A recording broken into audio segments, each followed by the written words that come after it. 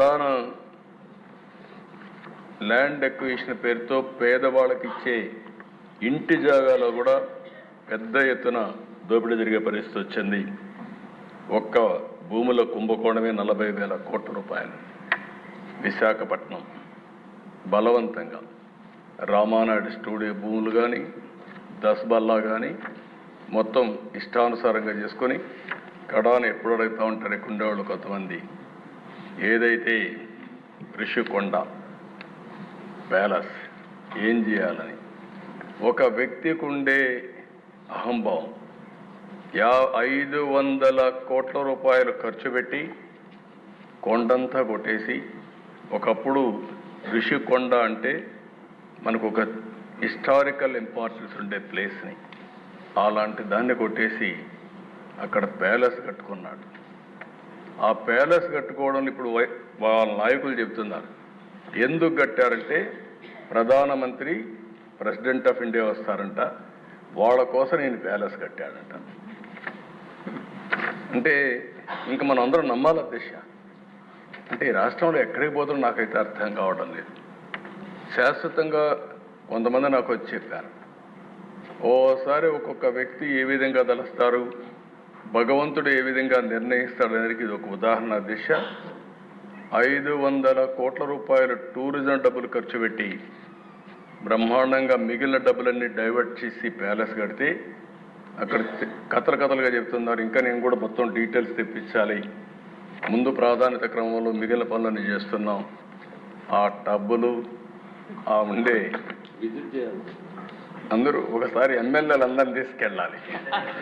ఒకసారి house committee అంతా ఈ అసెంబ్లీ అయినాక అందరం వెళదాం, మీతో కూడా కలిసి నేను కూడా చూస్తాను ఎందుకు కట్టారు ఆ ప్యాలెస్ ఏం చేయాలనో కూడా నాకు అర్థం కావడం లేదు. ఇప్పుడు ఎవరికి ఇవ్వాలి, ఏం చేయాలి, ఎట్లా ఉపయోగించాలని కొంతమంది సజెస్ట్ చేశారు అధ్యక్ష.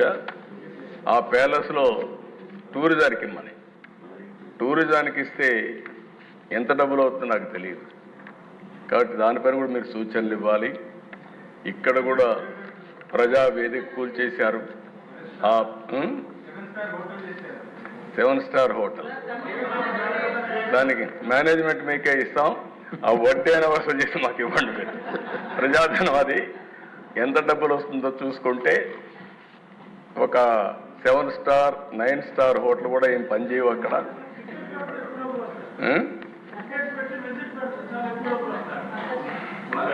ఆ ఓనర్షిప్ మీకే ఇస్తాం, చేసి మాకు వసూలు చేసి ఇవ్వండి, కనీసం దాని మీద పెట్టుబడి అంటే పలక్నమా ప్యాలెస్ కరెక్ట్.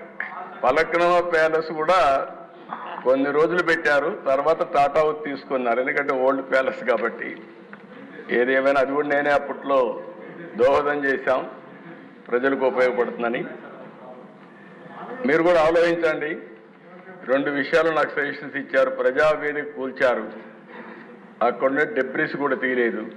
అందరూ చెప్పింది దీన్ని తీయద్దండి, ఇక్కడి నుంచే అమరావతి కక్షగా అభివృద్ధి చేయడానికి ముందుకు పోదాం, ఇది ఇట్లే ఉండాలని చెప్పారు. తప్పకుండా అట్లే పెట్టడానికి ప్రయత్నం చేస్తాం. ఇది కూడా ఋషికొండ మీద ఉండే ప్యాలెస్ని ఏం చేయాలని మీరు కూడా ఆలోచించండి. దాన్ని కూడా శాశ్వతంగా మనం ఏం చేయాలో ప్రజలకు కూడా పెట్టే పరిస్థితిని చేద్దాం. అంటే ఆ దిశ ఇది చూసిన తర్వాత ఒక విద్యుత్ రంగంలో 1,29,000 కోట్ల రూపాయల అప్పులు ఉన్నాయి. ఒక్క మైనింగ్ డిపార్ట్మెంట్ 20,000 కోట్ల రూపాయలు దోచుకున్నారు. ఇసుకే కదా దిశ. కడాన ఇక్కడ ఉండే వాళ్ళందరికీ అనుభవం ఉంటుంది. మెటల్ క్వారీ ఎవడైనా చేసుకుంటే అది కూడా లాగేసుకున్నారు. అంటే దాన్ని కూడా భరించలేకపోయారు. ఎవరైనా సరే ఇసుక దోపిడీ జరుగుతూ ఉంది అని రోడ్డు మీదకి వస్తే ఇంటి వద్దనే వాళ్ళందరినీ నిర్బంధించి పోలీస్ కాపలాలు పెట్టే పరిస్థితి వచ్చారు అధ్యక్ష. ఇంకో పక్కన అధ్యక్ష ఒక్క ఎక్సైజ్, ఇది ఒక కేస్ స్టడీ. మళ్ళీ ఇంత ధైర్యం ఎక్కడి నుంచి వచ్చిందో తెలియదు. ఢిల్లీలో జరిగినటువంటి స్కామ్, లిక్కర్ స్కామ్ నథింగ్ అధ్యక్ష. దీని ముందర మొత్తం IMFL మ్యానుఫ్యాక్చర్ అంత రేపు నేను మాట్లాడతాను, ఆ డీటెయిల్స్ నేను అక్కడ చెప్తాను. పెద్ద ఎత్తున అవినీతి కాకుండా ప్రజల ఆరోగ్యం పైన ఆడుకునే పరిస్థితి వచ్చారంటే చాలా భయంకరమైన విషయం. ఇది ఒక విధంగా చెప్పాలంటే క్షమించరాని నేరం. దాన్ని ఆ విషయాన్ని మళ్ళీ మాట్లాడతాను అధ్యక్ష. ఇప్పుడే విష్ణుకుమార్ రాజు గారు అందరూ మాట్లాడుతున్నారు. ఒక వ్యక్తి చెడు వ్యక్తి అయితే ఒక కుటుంబం నష్టపోతుంది.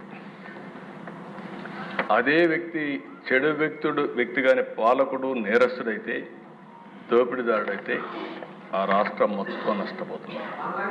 అదే రాష్ట్రం మనలాగానే మన ఆంధ్రప్రదేశ్ మాదిరిగా ఉంటుంది. అదే చెప్పాను నేను ముందుగా. ఆ రోజు వివేకానంద గారు ఏదైతే కొటేషన్ చెప్పారో, స్ఫూర్తి చెప్పారో అది మనకు వర్తిస్తుంది. నేను దండం పెట్టి అడిగాను 2019లో, ఈసారి కానీ మనం తప్పు చేస్తే చాలా ఇబ్బందులు వస్తాయని. కానీ ప్రజలు కూడా ఆ రోజు ఆశపడ్డారు, ఏదో చేస్తాడని నమ్మారు. అందుకే తిరిగి 2024లో 11 సీట్లు గెలిపించారని ఇప్పుడే మాట్లాడుతూ బాధపడ్డారు. కానీ భవిష్యత్తులో ఇదే మాదిరిగా ఉంటే నా లెక్క ప్రకారం శాశ్వతంగా రాజకీయాలకు అర్హత లేని వ్యక్తి ఇలాంటి వ్యక్తి అని చెప్పుకునే